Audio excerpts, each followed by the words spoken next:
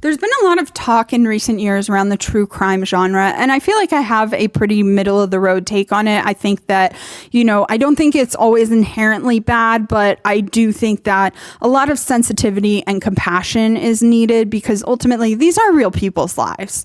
But recently I watched One Night in Idaho, which is the Amazon Prime documentary about the murders in Moscow, Idaho of 4 college students. And in it, the surviving friends of these students talk about how a lot of them were accused by content creators, or at least it was heavily implied by content creators that they had something to do with these murders. And it deeply affected their lives after they were already dealing with this tragedy.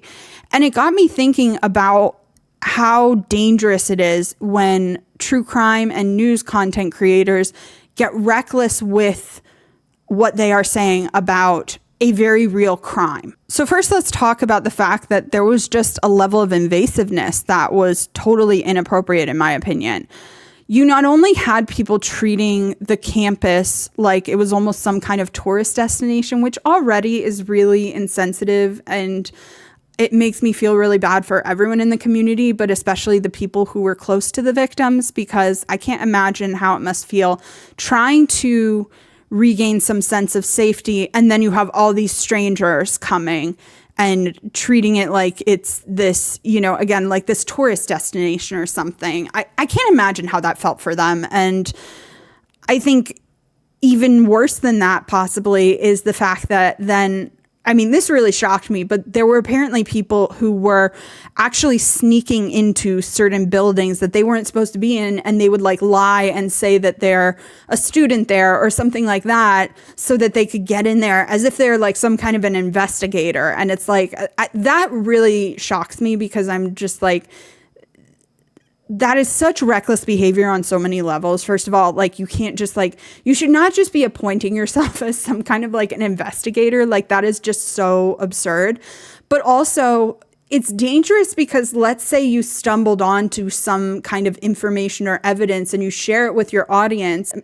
The reason that sometimes police don't share certain things is because they know that certain information could tip off the killer that they're getting close, and they don't want to give them a heads up. So there's that. But then also, if certain evidence, you might have to worry about okay, have you now contaminated that evidence? And is that an issue for the chain of custody of certain evidence? And so and I think a lot of it comes down to, look, there's reasons that investigations and crime scenes are not just a free-for-all. There are good reasons for that. In addition, they were theorizing in a way that is really scary, I think. I think this to me was the most alarming of all. All of it is bad, but this was really alarming because people were saying things along the lines of well, are you really telling me that the roommate didn't wake up? 4 people were killed and the other 2 just didn't even wake up. And then there were people criticizing the roommate who saw an intruder and then ended up going back to sleep because they're saying, well, I would have called right away. Why the hell wasn't the 911 call made before then? And it's just you don't know what you would do in that situation. I think there's probably a lot of complicated psychological things going on. And I think probably it is probably something that already weighs on that person. This is someone who was roommates with them, who was close with them.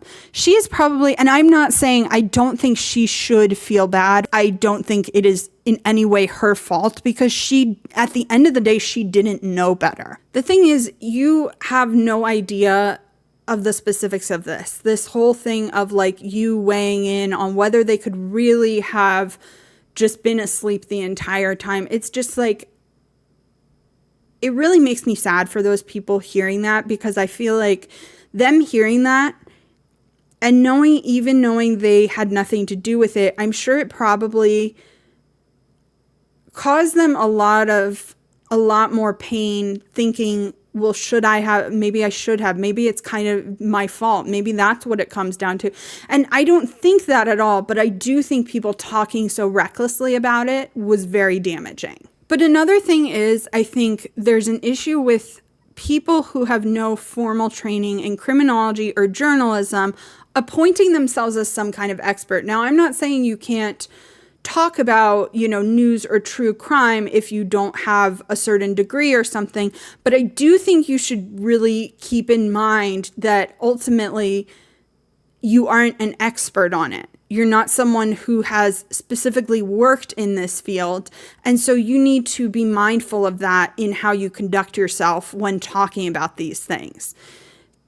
Have the awareness that you are not an expert on it, and therefore you probably can't judge what is and isn't a normal response in that moment, and whether that means that this person is suspicious or not. Like, you can't judge that because you literally don't have the experience in this field that, and that's why you have people like in the documentary, they had an expert talking about how, like, no, this actually makes total sense as a response to trauma. That absolutely makes sense. Like, that is not a suspicious thing. And so it's kind of like, to people who actually have the experience and the knowledge around this, they are able to see that, but you're just appointing yourself because you imagine that you wouldn't do it that way. It's like, but you don't know. Have you had this happen?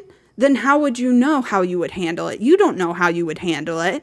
You might like to think you would handle it a certain way. Sure, we all would, but like, most of us wouldn't actually handle it perfectly because time and again, we see that is just not how it works. And I think sometimes professionals can actually understand from experience because they've seen it enough times that they realize, okay, I'm not infallible. Let me cover my bases and stuff. And on the other hand, some of these content creators, it feels like they have almost like this arrogance with this, where the way they're talking about it, they're so certain, and it feels so bizarre to me because I'm just like, the stakes are so high for, like, when you make a statement like that and you're wrong, you could potentially, like, literally ruin someone's life. And some of the people who were accused online talk about, like, yeah, I'm going to be graduating and looking for a job soon, and this is what my employers are going to see when they Google me. Or,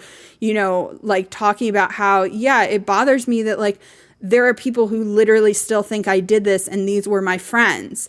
And there are entire, like, online communities who are still convinced. But I think there was a point in the documentary where they point out, and I think this says it very well, is thinking about how the people who were killed that night would feel knowing that strangers online went after their friends for it, the people they care about for it. That really, I mean, that kind of, I think that perspective is one that bears keeping in mind, because I think it's very sad that not only were people's lives lost in this horrible crime, but some of the people they really cared about were then harassed by people who had never met the victims. Like, that really, I think, highlights the audacity of the whole situation. And ultimately, a lot of what these content creators were pointing to was also just things that had absolutely no evidentiary value. Like a situation where someone who was like a very good friend of them had a photo where he had a zip tie on his hand, and everyone just extrapolated from that, which is wild to me. I've used zip ties for things as simple as cable management and things like that. So it's just like so wild to me that tiny of a detail was taken and people just ran with it. And it feels like a lot of it comes down to almost this attitude of treating it like, one of those like mystery stories where you're trying to figure it out first. And I feel like some of these people, they want to be able to say that I was the one that said this person did it first. I was the one that came up with the proof. I figured it out. Look, I was right. Like, it's almost like when you're watching a TV show and you want to theorize about what's going to happen next or what the mystery is. But that's a TV show. If you get it wrong, you don't ruin someone's life. In this case, you might. And that's the whole difference. And the fact that people are getting online and saying these things with like zero consideration for that fact is just so scary. In addition to the fact that we shouldn't be reckless with people's lives, which really should be reason enough, but also like this could have impacted the case in this case because there was a point where the defendant's lawyers were asking to have quote unquote latitude in questioning and cross-examining prosecution witnesses in relation to building a theory of the crime where a different person committed the murders than their client, Brian Kohberger. And luckily the judge denied the request, but it seems quite clear that they were hoping to suggest that one of these individuals that they would be cross-examining committed the crimes, which is supported by the judge's statement denying the request. The judge says, at best, the defendant's offer of proof, meaning proof of this alternate theory, can give rise only to wild speculation that it is possible any one of these four individuals could have committed the crimes.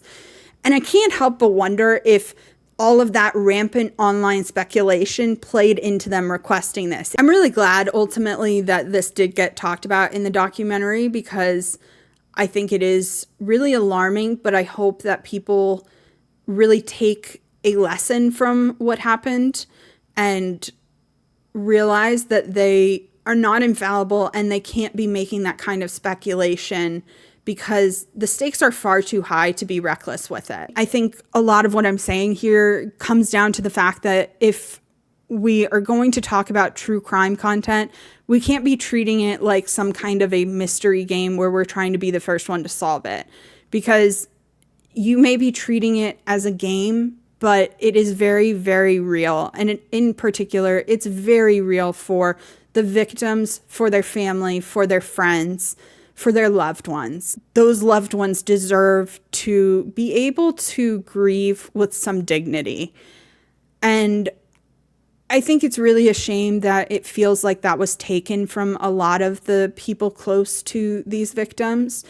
And I just hope that people maybe will learn from it and do better in the future. This was a little bit of a different video from the ones I usually do, but I was just thinking about this today and wanted to share these thoughts. If you appreciated this video, I would deeply appreciate it if you like, subscribe, or leave a comment. I would love to hear from you, and I hope you all have a good night.